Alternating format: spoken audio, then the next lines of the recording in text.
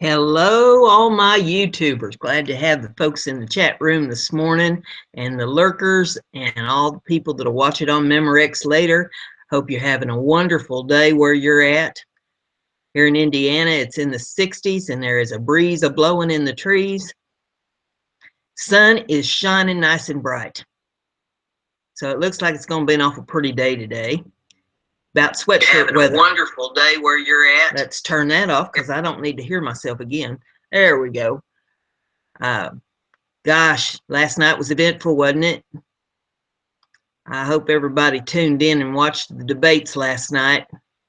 Kind of important to keep aware of what's going on.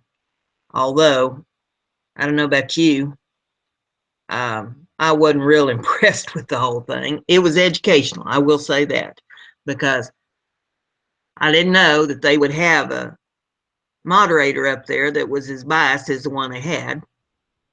I mean, it was sort of like, hey, Hillary, how's the husband and the kids and the grandbaby and all that doing? How's everything going at the house? Have you had any decorating done lately? What's up with all that?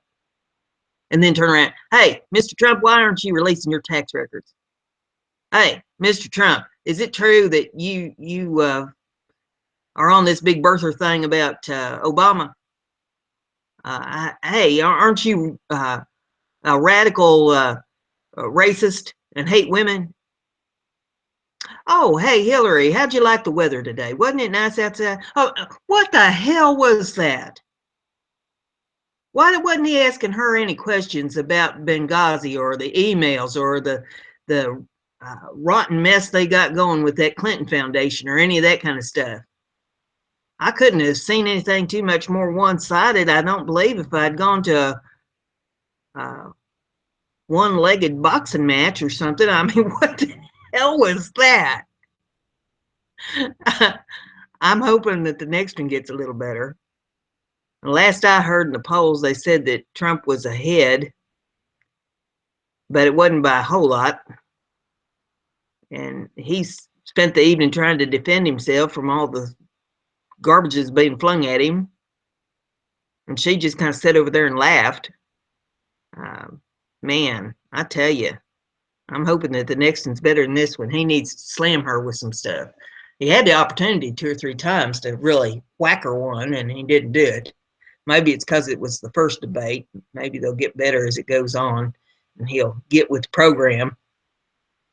Stop standing around defending himself on everything that comes out of her mouth and start slapping her with some stuff, because she got some heavy-duty stuff that he needs to whack her with. But we got some we got some news today that we'll go over. I don't know. The whole debate thing just kind of left me speechless. Because I've always felt like if you don't have something good to say, you shouldn't have say anything at all. But that last night was just over the top. But the first one that I have for you here is off the ChicagoTribune.com, and it says, attacks fly in first presidential debate as Clinton jabs put Trump on the defensive. Well, they was true about that. Let me go ahead and read this. It says, Donald Trump aggressively blamed the nation's chronic problems on Hillary Clinton, yet found himself mostly on the defensive in the first debate here Monday night, as she accused him of racist behavior, hiding potential conflicts of interest, and stiffing those people who helped build his business empire. After circling each other for months, Clinton and Trump finally took the stage together for the first time and tried, in a series of combative, acrimonious exchanges, to discredit the other. Trump, the Republican nominee, spent nearly the entire evening explaining himself over his temperament, treatment of women and minorities, business practices, and readiness to be commander-in-chief, as well as over his long perpetration of the falsehood about Barack Obama's birthplace to delegitimize his presidency. He has a long record of engaging in racist behavior, and the birther lie was a very hurtful one, said Clinton, the Democratic nominee. Barack Obama is a man of great dignity, and I could tell how much it bothered him and annoyed him that this was being touted and used against him. Oh, good golly. Then this goes on. It says Trump, who earlier this month at last acknowledged Obama's birth in Hawaii, replied by invoking Clinton's 2008 rivalry with Obama. When you try to act holier than thou, it really doesn't work. An earlier exchange, when Clinton said it was unfortunate that Trump paints a dire picture of the livelihoods and economic circumstances of many African Americans, Trump groaned in apparent disgust. The 95-minute debate at Hofstra University on New York's Long Island pitted two historically unpopular and polarizing nominees against each other. The television networks were preparing for as many as 100 million people to watch, which would put Monday night's debate in the pantheon of the Super Bowl. The clash came at a critical juncture in the campaign, with 6 weeks until Election Day, and with voters in some states already starting to cast ballots. Polls show Clinton's summer lead is all but evaporated. Trump is effectively tied in many of the battleground states where Clinton had enjoyed comfortable leads. Clinton poured forth with policy details and practiced catchphrases, trumped up trickle down, to describe his tax plan, for instance, and tried to sow doubts about the seriousness of Trump's proposals. She seized on his comment about Russian President Vladimir Putin to suggest that Trump does not understand the global threats the country faces. Where Clinton was measured in her attacks, Trump was feisty and sometimes undisciplined aggressor. He regularly interrupted Clinton, as well as the moderator, NBC nightly news anchor Lester Holt, and raised his voice. At times, Trump delivered rambling, heated, and defensive answers. Despite evidence to the contrary, Trump vehemently denied he had supported the Iraq War at the outset, while Clinton looked on incredulously. Trump sought to blame Clinton for the growth of the Islamic State in Iraq and Syria, snapping, "You were Secretary of State when it was a little infant." Clinton mocked Trump's discussion of national security, suggesting he is uninformed and even unstable. "Woo," she said with a laugh when Trump finished one oration about NATO and the Islamic State. Earlier, Trump grew visibly frustrated by Clinton's critique of his economic plan and declared, "Typical politician, all talk, no action. Sounds good, doesn't work. Never going to happen. Our country is suffering because people like Secretary Clinton have made such bad decisions in terms of our jobs, in terms of what's going on." Trump, whose pugilistic aggression made him a dominant force in the Republican primary debates, began the first general election debate with an uncharacteristically respectful tone. He ditched his campaign trail nickname of Crooked Hillary to call his opponent Secretary Clinton. "Is that okay?" he asked her. Clinton smiled. "Good." Trump continued, "I wanted you to be very happy. It's very important to me." But Trump's demeanor quickly grew more aggressive, even bitter. He tried to portray Clinton as a relic of Washington and protector of the status quo. In one of his few dominant moments, he challenged Clinton on trade policy, saying North American Free Trade Agreement and other trade pacts have contributed to the hollowing out of America's middle class. Your husband signed, which was one of the worst things that ever happened to the manufacturing industry, Trump said to Clinton. You go to Ohio, you go to Pennsylvania, you go anywhere you want, Secretary Clinton, and you will see devastation. Trump added, "You've been doing this for 30 years. Why are you just thinking about these solutions now?" Near the end of the debate, he repeated his claim that Clinton lacks what he sees as the presidential look. "She doesn't have the look. She doesn't have the stamina," Trump said. Clinton looked with a smile, laughing. "As soon as he travels to 112 countries, he can talk to me about stamina." That line drew loud applause in the hall. Clinton continued. She said that Trump had tried to change the conversation from her look to whether she had stamina. "Who has called women pigs, slobs, dogs," said Clinton. "One of the worst things he has said about a woman, he loves beauty contests, supporting them and hanging around them. He called this woman Miss Piggy, and then he called her Miss Housekeeping because she is Latina. She has a name, Donald." Countered by suggesting that he had considered delving into Clinton's family tawdry past on the debate stage. Over the weekend, Trump had threatened to invite Jennifer Flowers, one of Bill Clinton's former mistresses, to attend the debate. I was going to say something extremely tough to Hillary, to her family, and I said, I just can't do it, Trump said. Clinton accused Trump of owning the release of his tax returns, something every presidential nominee has done for decades, because he has something to hide. Trump has said he is keeping his returns private at the advice of his lawyers because he is under a federal audit. Clinton speculated that Trump is hiding his tax returns because it would show he's not as rich as he says he is, or not as charitable as he claims, or has debts to major banks and foreign entities, or pays nothing in taxes at all. Or at that last suggestion, Trump scoffed, "That makes me smart."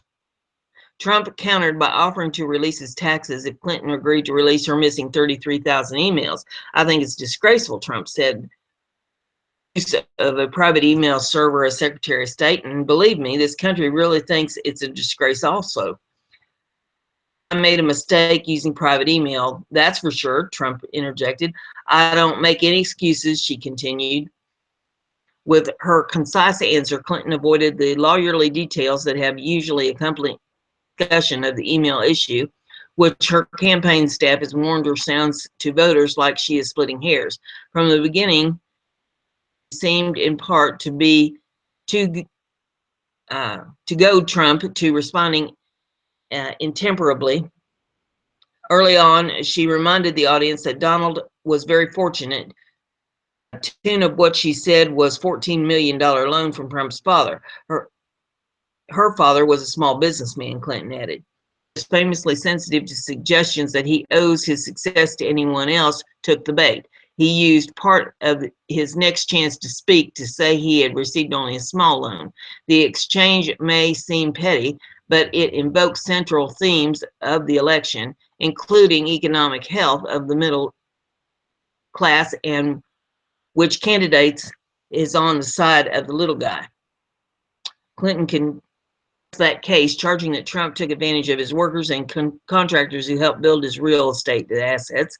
I have met a lot of people who were stiffed by you and your businesses, Donald, she said. I met dishwashers, painters, architects, glass installers, marble installers, drapery installers like my dad was, who you refused to pay when they finished the work that you asked them to do. Clinton cited an architect who designed the clubhouse at one of his golf courses, yet was not paid all he was owed. Trump retorted, maybe he didn't do a good job and I was unsatisfied with his work.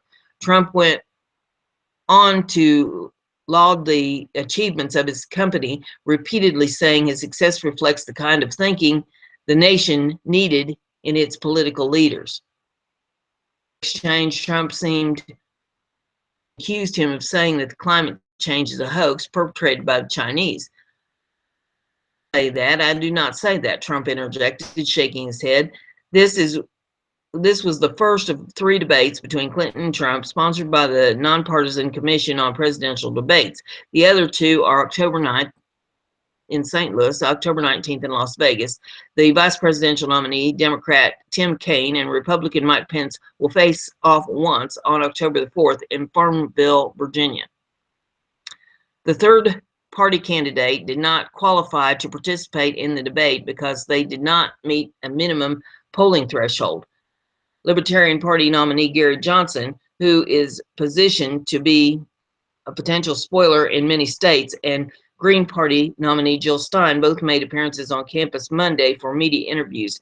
Stein staged a protest and at one point was ushered off the campus by security because she did not have the necessary credentials. So there you have that information. Get up here to the next one, and it's this is off of thenewamerican.com. It says Bill Clinton takes millions from educational foundation that promotes Sharia law. Why would Bill Clinton be participating in programs that teach Sharia in foreign countries where that is the specific objective of the Muslim Brotherhood, ISIS, and Al-Qaeda? Asked counter-terrorist analyst Stephen Coughlin in a recent interview with the Daily Caller. Former President Bill Clinton has taken millions of dollars in fees from a Dubai-based education company that promotes the teaching of Sharia law, and 1/8 of the proceeds of GEMS education are used to fund Islamic Jihadi. Not only has Clinton taken $5.6 million from GEMS, he even served as honorary chairman of GEMS Education. According to GEMS, it is the only foreign group allowed to provide educational services in Saudi Arabia, which observes Wahhabism, the strictest form of Sahara. In Saudi Arabia, women are not permitted to drive automobiles and must be clothed with the which covers everything but their eyes and hands. The Clintons have not yet released their tax returns from 2015, so it's uncertain whether they have received money from GEMS since 2014, and if so, how much. But in the last year that law records were released, Clinton took $2.1 million. In 2012, Clinton was paid $1.25 million and $1.75 million in 2013 by GEMS. When GEMS posted a job opening in 2014 for Director of Islamic and Cultural Studies for its campuses in Saudi Arabia, they stipulated that the applicant would need to have proficiency in Sahara to assist in developing the school's curriculum. GEMS operates 51 separate schools in the Middle East with 250,000 students in its program and 170 nations. In addition to its schools operating in the Middle Eastern Islamic majority countries, GEMS has also campuses in Kenya, Uganda, Asia, and the United Kingdom. Chicago boasts 2 schools. In addition to direct payments to Clinton, GEMS has given between $1 million and $5 million to the Clinton Foundation and was an official sponsor of the 2013-2014 Clinton Global Initiative. The CEO of GEMS, Sunny Varkey, is a native of India, and his Varkey Foundation chipped in an additional $250,000 to $500,000 to the foundation. 2 banks that to GEMS last August, Emirates NB and Noor Bank, have been accused of conducting deals with Iran. Noor Bank helped Iran process foreign currency receipts, while Emirates has also been criticized for its financial dealings with Iran, considered a state sponsor of terrorism. Shortly after leaving the White House, Bill Clinton took $15 million in an investment deal with the Dubai Investment Group, which involved the country's absolute ruler, Sheikh Mohammed bin Rashid Al Maktoum, in 2011. Clinton was paid $500,000 by the royal family of the United Arab Emirates for one speech he made in Abu Dhabi. So, what is Sahara law? The foundation of the curriculum in the schools from which Clinton has pocketed millions of dollars while serving as GEMS honorary chairman. The term Shahara is an Arabic word which means body of moral and religious law, which Muslims claim came from religious prophecy and not from humans. It covers virtually all aspects of life, including crime, marriage, contracts, hygiene, diet, prayer, and fasting. If Sahara was simply a voluntary system of rules for those within a religious community, it would not be so controversial, but it is the major source of laws in many majority Muslim countries, including Saudi Arabia, Sudan, Iran, Iraq, Afghanistan, Pakistan, Brunei, United Arab Emirates, Mauritania, Yemen, and Qatar. Those who violate some parts of Sahara can face very harsh penalties, including beheading, flogging, and stoning. Since the 1970s, support has grown in Muslim-majority countries to make Sahara the sole source of the law, not only for Muslims, but all persons living in the country. The doctrine of Hizbon allows any Muslim to accuse not only another Muslim, but also ex-Muslims and non-Muslims of any behavior or even beliefs that may cause harm to Islamic society. In other words, under the Sharia law taught in the schools run by the company from which the spouse of the Democratic Party nominee has taken millions of dollars, a person must follow certain Islamic rules of thought and behavior, whether or not one is a Muslim. Religious liberty is not a concept recognized as valid under this system. Witnesses in Sahara court system must be a Muslim, with male Muslims considered more reliable than female Muslims. The testimony of the non-Muslim is regarded as worthless.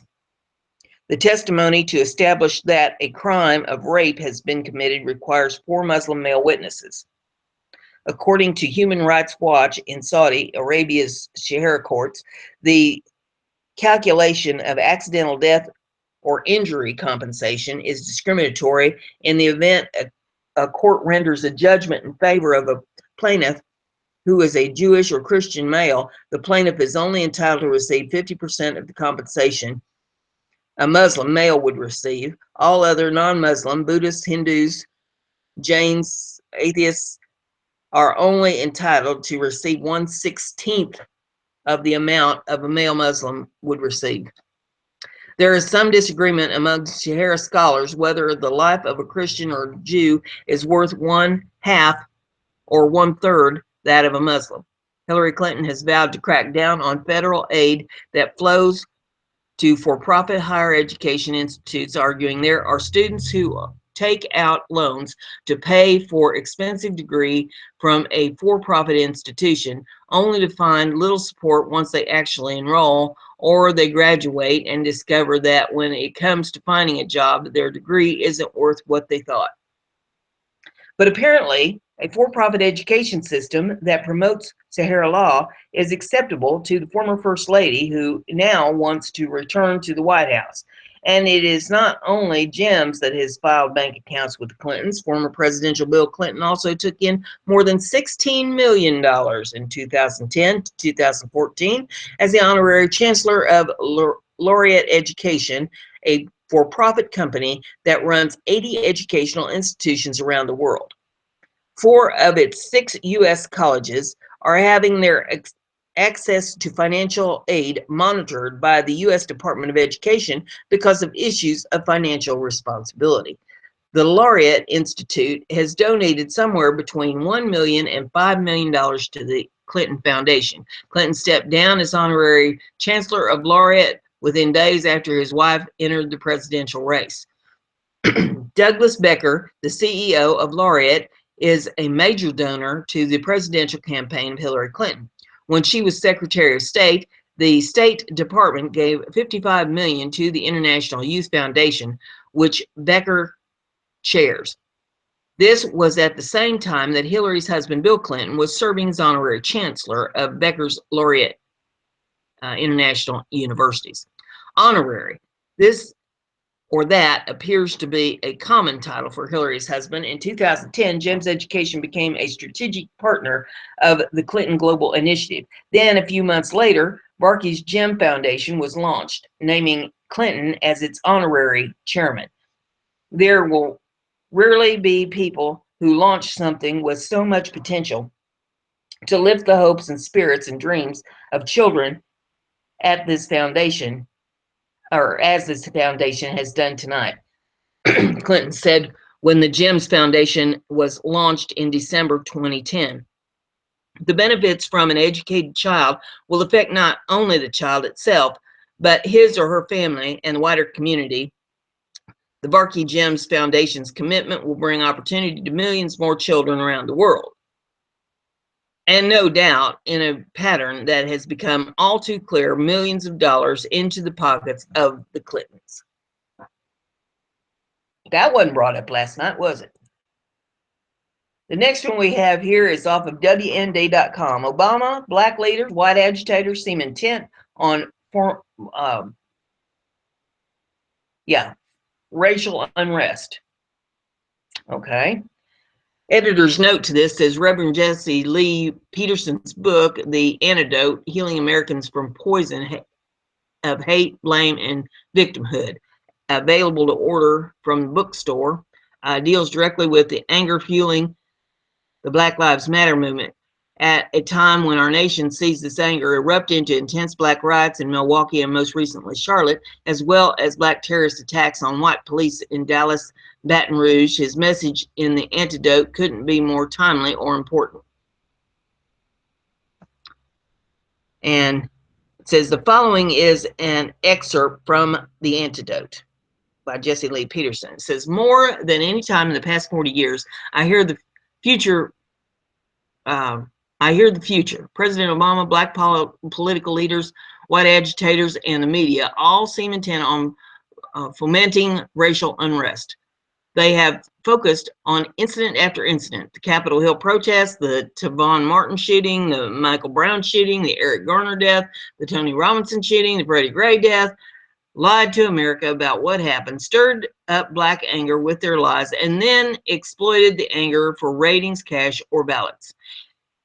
It took former Obama supporter George Zimmerman to point out what the media should have pointed out years before. 3 years after the Martin shooting and days after being cleared by the Department of Justice, Zimmerman said that Obama's involvement in his case was clearly a declaration of or dereliction of duty, pitting Americans against each other solely based on race. Exactly. And Zimmerman was not the only case that Obama nosed his way into. I have got to believe this agitation has been planned. People who think the way Obama does always want power. And what better way to gain it than by using disorder as a cover? The alchemist plot, I think, under a false premise.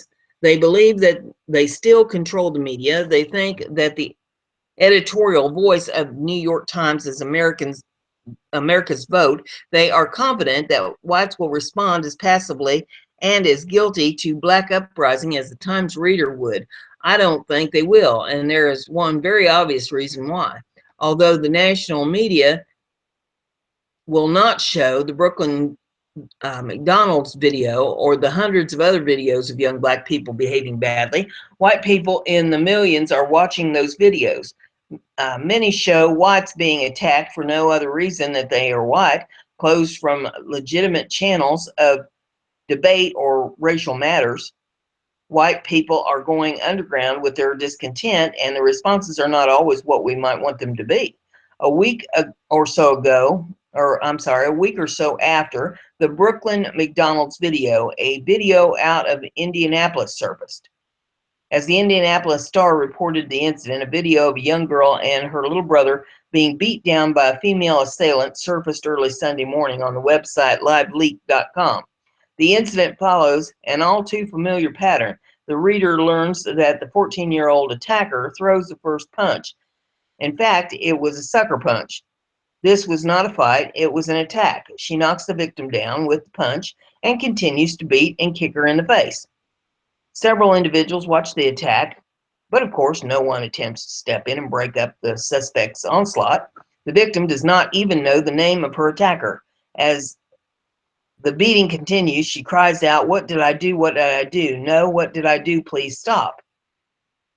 The victim finally manages to wrangle away and runs off with her 5-year-old brother, but her attacker comes charging after her, tackles her, and begins slugging and stomping the victim in the face. When the little brother, bless his heart, steps in and swings at the attacker, she grabs him by his neck and flings him to the concrete sidewalk. At this point, the attacker backs off with the onlookers still laughing. She was subsequently arrested on another charge, the brass knuckle beating of a second teen later that day, race of course unknown. The Star article concluded this note: by 8 p.m. Sunday, the video had been viewed more than 1 million times. To be clear, that is more than 1 million views in the first 12 hours. Those who saw the video knew a few things Star readers did not. The most obvious was that the attacker was black, the victim and her brother were white, the onlookers were black as well. So was the gleeful, cackling girl who shot the video and narrated it. To be fair, the Star was not the only media outlet to censor the obvious. Consider the absurd description of the attack from TV station Fox 59. The video, a girl wearing black is pulled to the ground by a girl wearing white. That was helpful. Otherwise, what? Viewers would not have been able to tell them apart. Viewers, however, are not as clueless as the media execs think they are. If a white person did this to a black child, said one fellow on Live Leak, Obama would scramble the National Guard and CNN would headline it for the next three months. He was likely not far from the truth, that the Star did not report so obvious a fact as the race of those involved had to disgust readers who also viewed the video. How could they take that paper seriously after so glaring and so typical an omission? By denying the basic fact, the Star let its readers know there would be no public discussion of the problem at hand, and if there was, it would deal with teen violence. The comment section on LiveLeak reveals the increasing anger among white people. I'm so angry after watching that dirty so-and-so needs to be hung from the nearest tree, reads one comment. If that isn't a hate crime and a felony, then what is, reads the second. And the third, I really hope someone hangs that so-and-so from a tree one night. Swap the races and that would be national news and they'd be screaming for the death penalty. There are two major takeaways from these comments. One is that the white people don't buy the media spin anymore. They know that there is a glaring double standard in the way crime is being reported and even prosecuted. The second is that many are willing to express their anger in racially taboo terms. Another understandable, or although understandable, that is not healthy.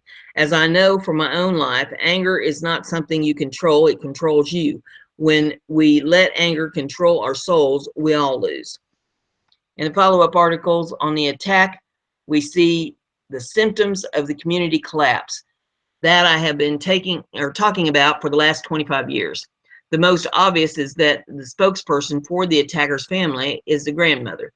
There is no father or grandfather in sight. I was thinking my granddaughter went over the edge. That's how I felt, the grandmother told local media. She visited her granddaughter in the detention and recounted the conversation. Grandma, I black out when this happens. I just black out. No doubt this girl has many mental health problems as she has excuses. The mother and grandmother traced her path through various government agencies, all to no avail. The media refused to see, however, that this girl was more the norm than the exception to the community that produced her. The proof is that her friends cheered on the gratuitous attack. Scarier still, they were cheering because the victim was white. There was no other reason for the attack. All other people watching and laughing are just as guilty, wrote one Asian woman commenting on Live Leak. Watching the video gave her flashbacks. As an Asian girl in an otherwise black and white neighborhood, it was inevitable the black girls who bullied her.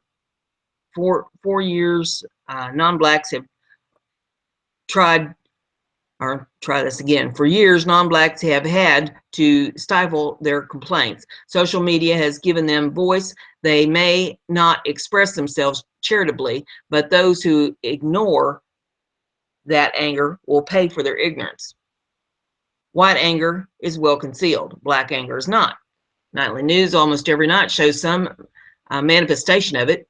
A march here, a mob action there, riot somewhere else.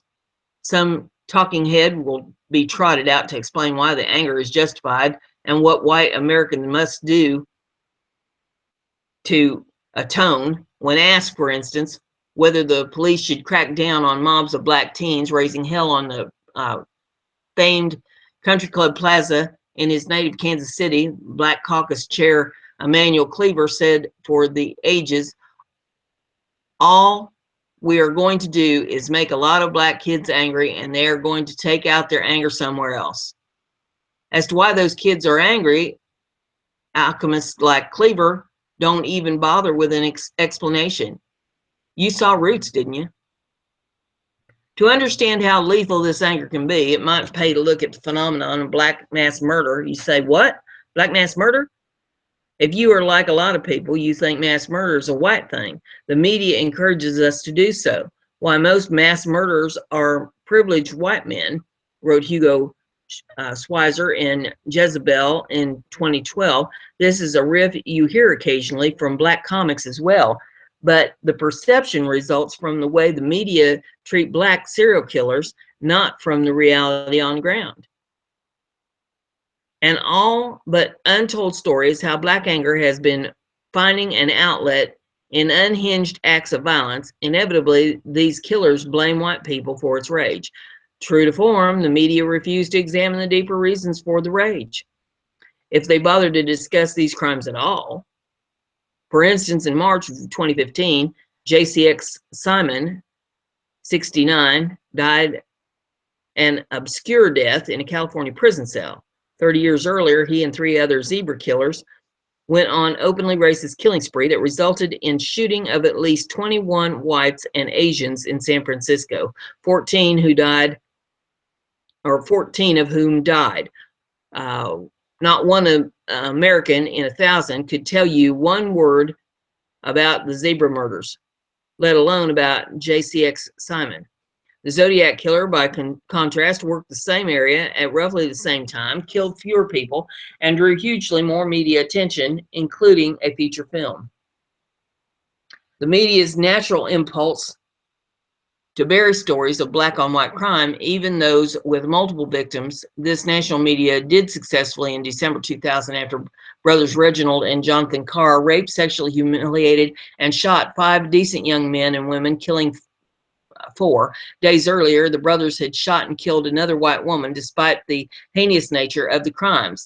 The story of Wichita Massacre barely left Wichita. The Kansas City media would not even talk about it. This was too bad, if for no other reason than to show once again how paternal abandonment and abuse can fill the children left behind with murderous rage. The brothers' upbringing was textbook family breakdown. Their targeting of white victims was hardly random. The media's indifference was not random either. And this article goes on for quite a ways. I've read about a quarter of it. So if you want to read the rest of it, it is there in the description of the video for you to read. But yeah, I think we get the basic gist of this. The next one that we have here is off of Nebo News. It says North Carolina finds 2,214 registered voters over the age of 110. Wow. North Carolina voters' rolls show that the Tar Heel state has 2,214 voters that are 110 years old. Most of these voters are Democrats, and most seem to live in 4 Democrat-controlled counties. Some of these aged voters have already voted absentee. Many are even older than 110. In fact, it seems that North Carolina has an awful lot of voters that are 112 too. The Carolina Transparency Project did a review of the voter rolls this year and found that there are 631 Democrats who are 112 or older. By contrast, the Republicans can only find 229 over 112 voters in the state, and unaffiliated found 39. And it gets worse. 2 voters, and yes, they've already voted in early voting, are over 150 years old. One in Gaston County is 154, and another in Granville County is an astonishing 160. This isn't necessarily evidence of vote theft. It could be a massively failed voter registration system, although it is notable that the largest number of these voters just happen to be Democrats. But whatever is the case, it is highly unlikely to have this many centenarian voters still able to get out of their wheelchairs or retirement homes and have a run down to the polling place. Something certainly seems amiss in North Carolina.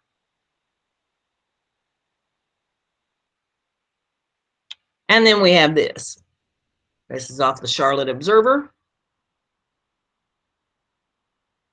Says, if I can get the ads to shut down here, investment managers call on North Carolina to repeal House Bill number 2. This says 50 plus investment managers with more than 2.1 trillion under management are calling for a full repeal of North Carolina's House Bill 2, the controversial law that limits protections for LGBT individuals. The initiative, organized by Trillium Asset Management, the Institute, and the New York City Comptroller, is the latest effort by opponents to roll back legislation that has spurred sports boycotts and other economic blows to the state. As long-term investors, we can't sit idly by as HB2 undermines fundamental human rights at our expense, said New York City Comptroller Scott Stringer, who is 163 billion pension fund. HB2 has made it harder to get deals done in North Carolina and to secure financing for businesses, said Joshua Humphreys, president of Croatian Institute, an independent nonprofit research institute based in the Research Triangle of North Carolina. This diverse group of investors has therefore come together to call for a full repeal of HB2 before the investment climate in our state deteriorates further, he said. In a statement Monday, the campaign of North Carolina, George Pat McCrory, said it was the height of hypocrisy for a New York hedge fund of billionaires to lecture North Carolina about how to conduct its affairs. But Humphrey said the campaign statement was inaccurate. What we have is broad-based support from the investment and finance community here in North Carolina, he said, citing examples such as Trillium Self-Help Credit Unit and SJF Ventures. The list of investment firms signing Monday's statement includes state pension funds from Connecticut and Rhode Island, the FLCIO Investment Office, and big names such as Morgan Stanley Investment Management and RBC Wealth Management. It also includes smaller firms, some of which promote socially responsible investing. North Carolina has written discrimination into state law, and Matthew Patsky, CEO of Trillium Asset Management, which manages $2 billion in assets and uses environmental, social, and governance factors in its investing. The unintended consequences has been a backlash that is having material negative impact on the economy of the state. HB2 must be repealed immediately before this damage becomes irreversible. McCrory signed HB2 into law in March to nullify a Charlotte ordinance which had generated controversy by protecting transgender people who use public restrooms based on their gender identity. HB2 also overrode local ordinances that would have expanded protections for the LGBT community. Opponents of law have said it discriminates against LGBT individuals. In protest, the NCAA and the Atlantic Coast Conference have pulled major college sporting events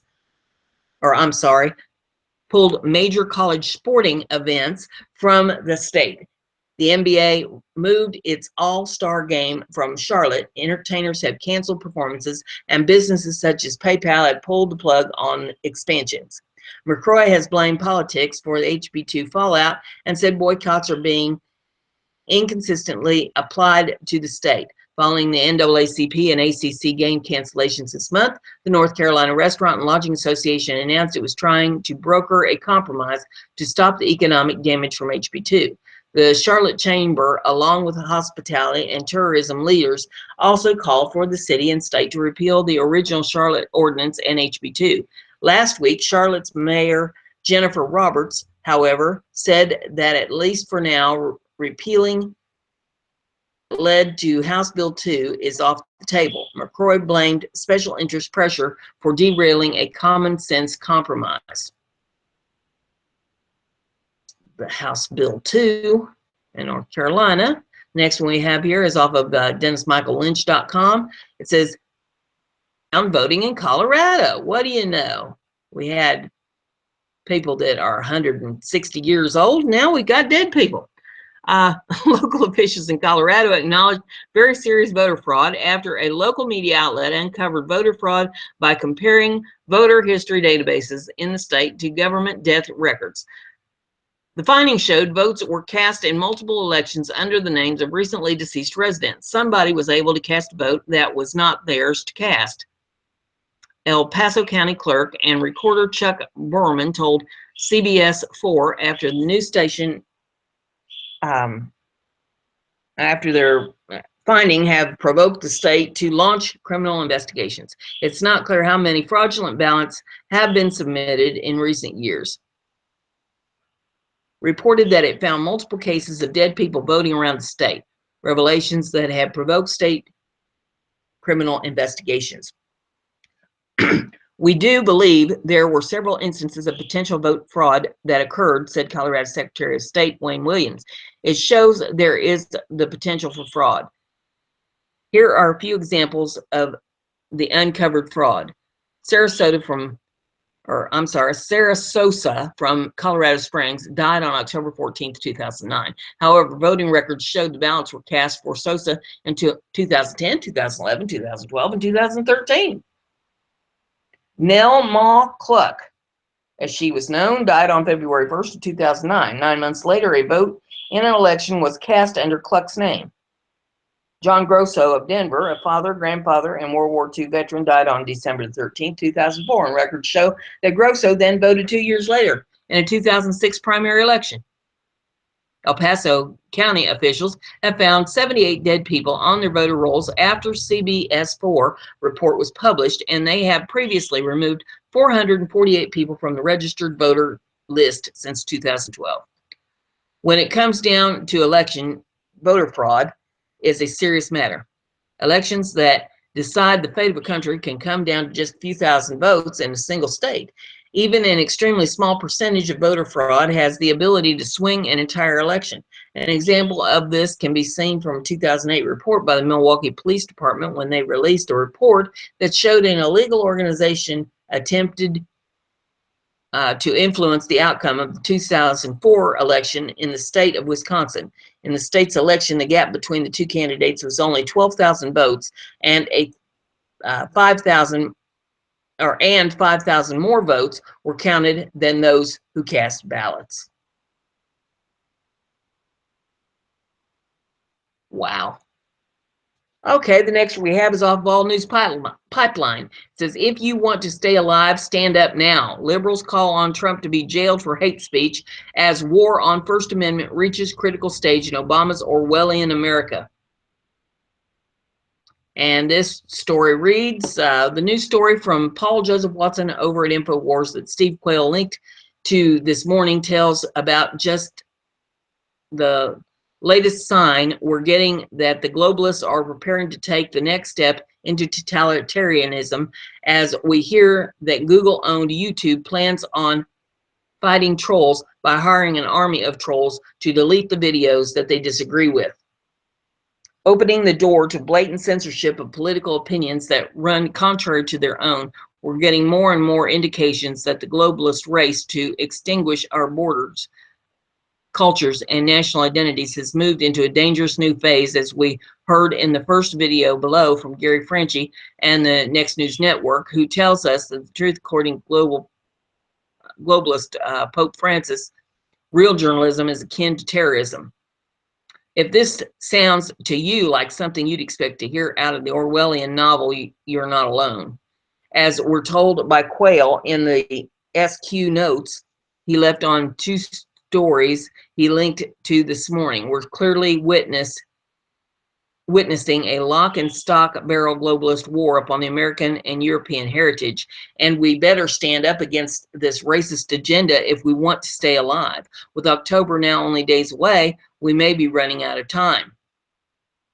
Back on September the 1st, we were told that YouTube was demonetizing controversial content, a move to punish truth tellers and those who stood against the globalist agenda of terror against the West. We take a look below at several more signs that things are quickly going downhill as they attempt to put the final nail in the coffin of truth while attempting to rewrite history. We were long ago warned that in times of universal deceit, such as we are now seeing we are now seeing across America with Obama administration, speaking truth would be seen as revolutionary act. And as Franchi tells us, while speaking to a gathering of Italian journalists last week, Francis dropped his bombshell upon the free world. Let's see. Go down here a little bit further. It says, it's no wonder that the 2016 America, Donald Trump has been declared public enemy #1 by the globalist. He has clearly become the main truth teller during this fascinating election year here in America that has finally separated the globalists from those who have promised us truth, even if it's painful truth, and to put America first. As we hear in the second video below, recent social experiment found social justice warriors signing a petition for the arrest and jailing of Donald Trump for 10 years for peddling hate speech. With truth and new hate speech, how long might it be until the internet is completely shut down for pushing anti-globalist viewpoints and the truth about the terroristic, totalitarian political system that wants to enslave us all, called Islam? The new story from Baby and Family magazine in Germany warns that blonde, cheerful families are probably right-wing and likely dangerous. Featuring blonde women and children, the report tells us that the ordinary parents must take action against right-wing families, as their political ideology has no place in the world. While the left calls for tolerance, they clearly have no tolerance for views that don't align with their own, perfectly exemplified by the chaos and insanity that ensued after this SWJ crashed a meeting of the conservatives at the University of Kansas recently. With U.S. control of the internet counting down, we may be running out of time on real news here in America. Should speech be banned because someone thinks it is hateful? As we're told, in universities across America, special snowflakes and social justice warriors are quite literally crying out for those who express opinions that they disagree with to be punished or otherwise sanctioned. Why should the opinions of SJWs be protected when others are not? We have suddenly created a special protected class consisting of not only special snowflakes, but everybody else who the globalists eagerly use as useless idiots in their race to impose their totalitarian views upon the masses. As Susan Duclos recently told us in a story on ANP, we get 100% proof that the conspiracy theorists were right all along in their warnings of coming global government straight from the mouth of Barack Obama, as also heard in the final video below, telling Americans that we need to give up some of our freedoms as the final push towards world government begins quite openly in front of our faces. We see Orwell's warnings coming true before our very eyes. Several more stories that have come out over the last several months help prove the direction of the globalist agenda is heading. As Mike Adams told us over the Natural News back in August, Facebook has already gone nearly full Orwellian, completely censoring stories warning of the dangers of mandatory vaccinations while allowing stories with the phrase compulsory immunization. In California in August, the state took their next steps toward becoming a full-fledged police state by banning reporters' undercover videos such as those that exposed the recent Planned Parenthood scandal. As the globalists make their final moves, forever silence the truth, we will go down that rabbit hole that we were warned to stay away from. With a full-fledged attempt to rewrite history and extinguish all of our borders, cultures, and national identities, do we really think that those who follow totalitarian terroristic form of government called Islam will give up their goals to completely overthrow the West and kill off anyone and everyone who disagrees with them? As Quayle warned us, if we want our cultures and our national identities to stay alive, it's time to stand up against the globalist agenda now. We're ever so quickly running out of time. You can reach the White House to voice your opinions on globalism at 202-456-1212, or reach out to our congressional representative, your congressional representative, by visiting this website. It's clearly the time the American people remind our public servants that they are merely servants to the American people, not dictators. And there's some videos associated with this, and if you want to contact your representative, there's a link there that you can click. And all these URLs are in the description of the video for your convenience. Here is off of Rick Wells, US, and constitutionrising.com. Anti-Patriot media purge. Michael Savage knocked off 400 stations. In keeping with the same theme. The next one says, or the article reads here, the liberal-controlled media, the same octopus that controls all national mainstream outlets and the internet monopolies of Facebook, Twitter, Google, and Yahoo, has been going after those who oppose the destruction of the United States. That has in the past and presently continues to happen in the form of bias and knocking down the posts and accounts of little guys, censoring our reach so that our message doesn't get out and our ability to earn a living is jeopardized. Matt Drudge warned Alex Jones last year that the government was coming to shut them down this year in the same manner. Today, those warnings came true in the form of attack against one of the premier voices in the liberty anti-global fascism movement, Michael Savage. As Savage reports, today he was knocked from his position at WABC radio in New York.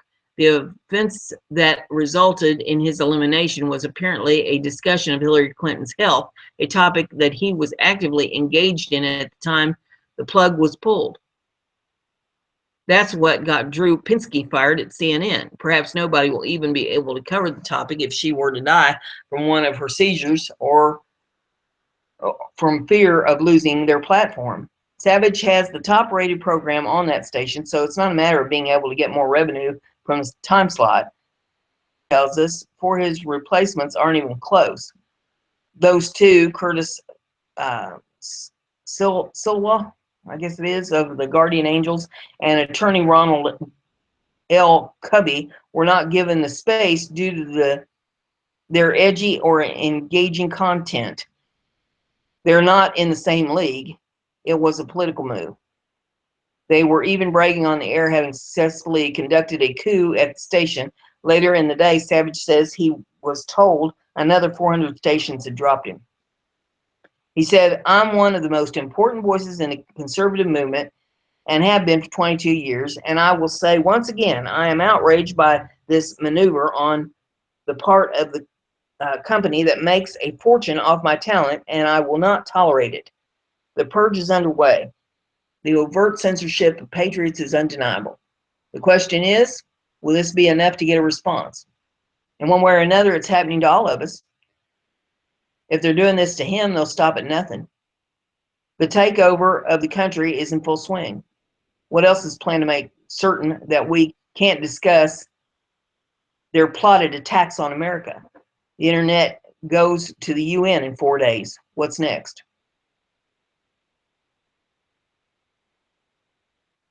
Here is off of Newsmax.com. It says Breitbart. Leaked FBI data shows 7,712 terrorist encounters in 1 year. As many as 7,712 terrorist encounters occurred inside the United States in 1 year, leaked FBI documents revealed on Monday. The documents, which have been obtained by Breitbart, Texas, also showed many of those encounters occurred near the U.S.-Mexico border and were tagged as known or suspected terrorist encounters. Let's see. It says, while some of the encounters were noted to have taken place at ports of entry near the U.S.-Mexico border, others occurred in between, the report said. It further revealed the encounters were more in numbers in border states. The documents, which are labeled unclassified, law enforcement sensitive, included information from Terrorist Screening Center, the FBI monitored organization which maintains the terrorist watch list. Some parts of the document incorporate information on the entire country. Others focus on the state of Arizona. The detailed document comprises information regarding the encounters through illustrations, maps, pie charts, and diagrams. Page 2 carries a U.S. map of different states along with their number of encounters. It can be inferred that states sharing the border with Mexico, namely Texas, California, and Arizona, had the maximum number of encounters. The next page of the document displayed a map of encounter points in the state of Arizona. On the map, Phoenix, a major destination point for people who illegally cross the U.S.-Mexico border, showed the majority. In another page, a pie chart revealed that the majority of encounters in Arizona were with Islamic known or suspected terrorists, both Sunni and Shia. While 85 encounters were Sunni, 56 were Shia, 70 were categorized as other international terrorist groups or affiliates, and 52 were with domestic terrorism. That's something that you don't hear about in the mainstream media. Next one that we have here is Mad World News. It says, cops horrified by what's left a toddler's skirt when Muslim refugees were done. On Thursday evening, police responded to an apartment to find a screaming 2-year-old little girl with blood streaming down her legs. As gut-wrenching as the situation was, authorities were even more horrified when they inspected the toddler, only to discover the sickening thing a sadistic Muslim migrant had left for the police to find. With mass Muslim migration comes the barbaric practices their religion and laws have to offer the West, whether it's child marriage, rape, persecution, or slaughter. The devout worshippers aren't about to leave the examples of their prophet modeled for them in order to follow un-Islamic Western laws. Of course, this is perpetuated by the left's pipe dream that all cultures are equal, even when one's with a founder who beheaded, enslaved, and conquered through his unsuspecting host's hospitality. Much like how Muhammad used his refugee status in Medina to kill, convert, or exile nearly every last non-Muslim in just 5 years, the Muslim asylum seekers aren't trekking right on by Sahara complaint lands to make their way to progressive Western nations solely for the lavish benefits. They have much more sinister plan to spread their oppressive ideology. The Mirror reports that Somali illegal in his 30s was arrested in Dublin after police stumbled upon a horrific scene in a small apartment in the Crumlin region in what Irish officials are dubbing the first case of its kind. Police were shocked that one of the many barbaric Muslim practices has made its way to the country. Rushing to a bleeding 2-year-old girl's aid, authorities found that the child's privates had been horrifically butchered in a botched case of female genital mutilation, a rampant religious tradition in Muslim-majority countries like 99.8% Islamic Somalia. The Muslim migrant was living in the apartment with his wife and daughters aged 5 and 2. It's unclear if the rest of the family from Somalia or the 5-year-old had undergone the procedure before her young sibling. However, police confirmed that the toddler was being treated in the hospital. According to Dublin Live, Ireland already has legislation in place for such an offense. With the rise of migration, the country passed the Criminal Justice Female Genital Mutilation Act 2012.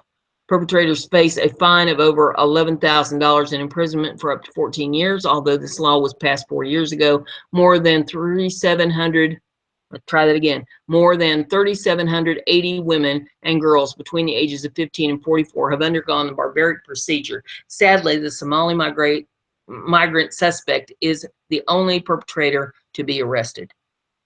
So-called moderate Muslims often argue that FGM is a safe and beneficial practice for females. However, this is merely Islamic propaganda spread by misogynistic leaders in the Muslim world because of Islam's anti-feminist fundamentals.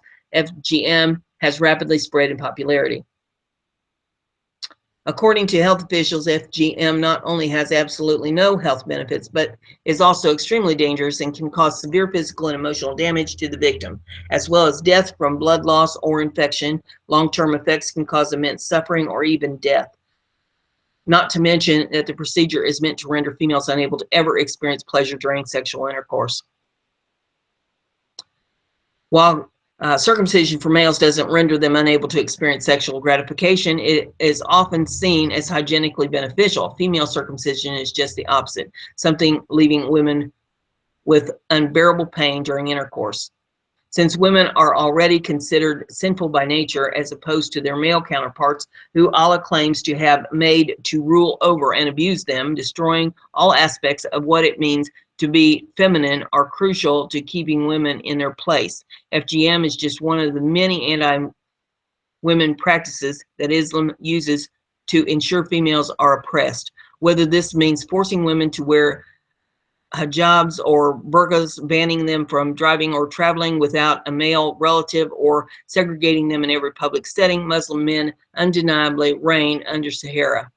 Sadly, this mainly Islamic practice is often passed down from mother to child, prompting victims of barbaric butchery to victimize their own daughters. Unfortunately, such is Islam, keeping women enslaved to one man's misogynistic ideology for over 1,400 years. There you have that. The next one that we have here is off of toddstaines.com, and it says Walmart workers refuse to make cops retirement cake. 3 Walmart workers in McDowell, Georgia, refused to decorate a thin blue line cake for a police officer's retirement party because they said it was racist. A number of my Georgia readers alerted me to the story and said on Saturday night, I spoke directly with the police officer's daughter. She asked them that I not divulge her name, and I agreed to honor her request. I was so shocked, she told me. I didn't know what to do or anything. I was trying not to lose my temper or make a scene. For the record, Walmart has confessed that most of her allegations are true. I'll have more on that a bit later in this column. The police officer's daughter went to Walmart on Willow Drive on September 22nd in order to order a flag for her father's retirement party. He was leaving the force after 25 years on the job. She showed the bakers a photograph of the police officer's flag, a black and white version of Old Glory with a blue line. One of the bakers told me the design could be perceived as racist and nobody feels comfortable decorating the cake. The police officer's daughter told me. As an alternative, she suggested a chocolate frosted cake with a horizontal frosted blue line, but that design was also rejected by Walmart's cake decorator. She said, I don't feel comfortable doing this, the cop's daughter told me. I asked her, is there something wrong with cops? After being rejected for a third time, the 21-year-old told the bakers, I'll find another bakery, thank you. She was much more polite than I would have been, folks. I was disappointed. She told me, I go to Walmart all the time, at least once a week, spend hundreds of dollars. I just wanted to make my dad a cake to show how much I appreciated him. A friend of the family posted an item about the incident on Facebook, and wasn't long before the Walmart store manager called the police officer's wife and daughter and apologized. He said he was so sorry. The daughter told me he offered to make the cake free of charge, and he gave me a $50 gift card. A Walmart corporate spokesman confirmed most of the story. Our goal is to always take care of the customers, the spokesperson told me, but sometimes we misstep. We're glad we're able to connect with family to apologize and make this right. Walmart did not say if one of their associates called the cake racist. I can confirm the associate made a mistake that has since been corrected for the customers, the spokesman told me. So how did Walmart right the wrong? The answer to that question is going to curdle your face, or let me try it again. The answer to that question is going to curdle your Fruit Loops, folks. The manager offered to make and decorate a new cake, but there was just one problem. The cake's decorators refused to comply. So the manager told me that he would decorate it, but it looked terrible. The police officer's daughter said it doesn't look professional. I've attached a photograph of Walmart's handiwork. It's absolutely embarrassing and unacceptable.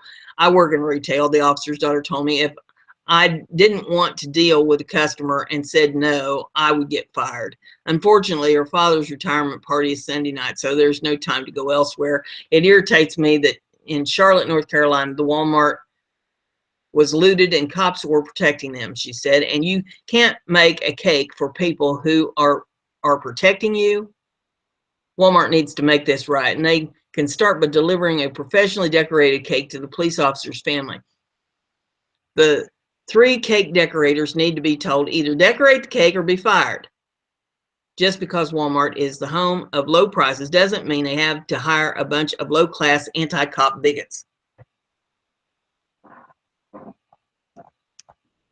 Now, if this had been, I mean, the cake isn't really all that bad. It doesn't look professional. I mean, it looks, you know, it looks like somebody made it at home that is not a professional cake decorator. You know, it looks like a homemade cake, and it's free.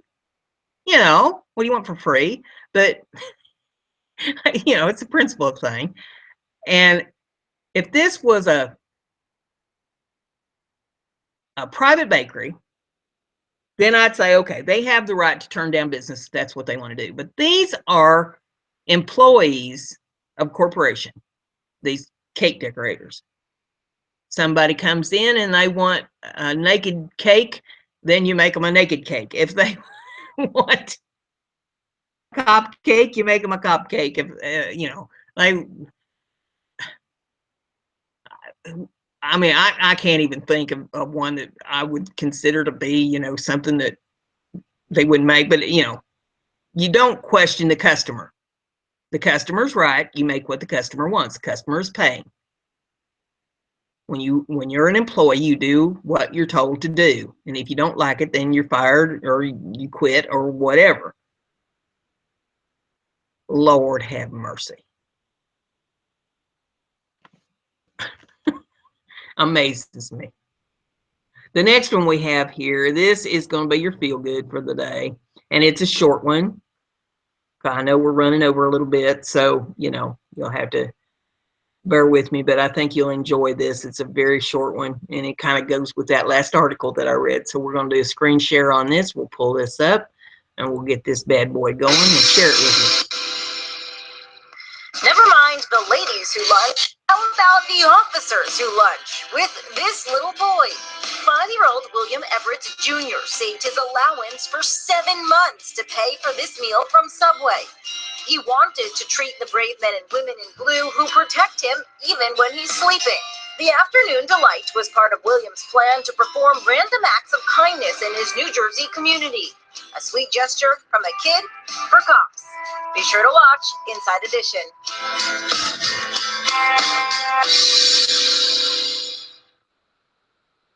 That little boy saved up his money so that he could some lunch. I thought that was pretty cool. So, you know, I hope you enjoyed that one. Thing, well, we'll try to get things set back up here. Oh gosh, I guess it didn't share it. Well, anyway, it's down there in the description of the video. So I hope you pull it up, take a look at it. It's like 30 seconds long. The little boy saved up his money for months to pay it forward, to do something nice for somebody. Show you, you know, he's not going to grow up to be a cake decorator at Walmart. I hope y'all enjoy this beautiful day. Go out, kick your shoes off, stick your feet down in the grass. Find you a sunny spot, though. It's a little chilly out there today. And curl up your toes, balance yourself. Take a breath of fresh air. Be glad you woke up above ground today. And we'll be back here tomorrow with more news. Hope you enjoyed the show. If you did, give it a thumbs up and pass it around. Share it with folks. We'll talk to you tomorrow. Bye.